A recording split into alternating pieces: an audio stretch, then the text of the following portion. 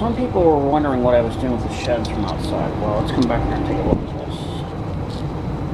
So basically, this shed here is my B. Ropar Aerospace Craft Corporation headquarters. It's going to have a desk, bed, telescope bow on top, amateur radio antennas, and as you can see, there might be some other cool things like this ejector seat here, wind source machine, little telescopes. There's a saucer sled there when they get into an antenna. That's going to be where the primary mirror goes. I'm going to tell you what, I'm just going to use this roof the way it is. It's basically going to pivot open. We're going to have doors that swing open and it'll expose the telescope and we'll be able to look at the stars very closely. You can see my sleeping bag and sleeping pads there.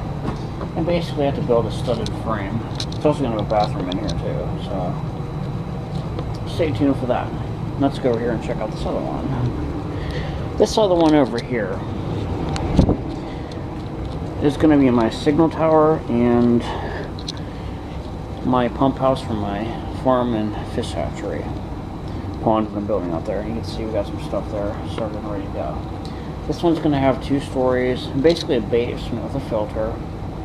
This is not going to have anywhere to sleep in it. Then up in the other part, we're going to have about a 5-foot area built up there where I could sit and signal all my trains that help my backyard around the railroad. And this one's going to be the studded frame as well too. And as you can see, there's a long way to go. It's going to have a ladder up to the top where I can just view the entire railroad track from. So anyway, there's the story on the sheds.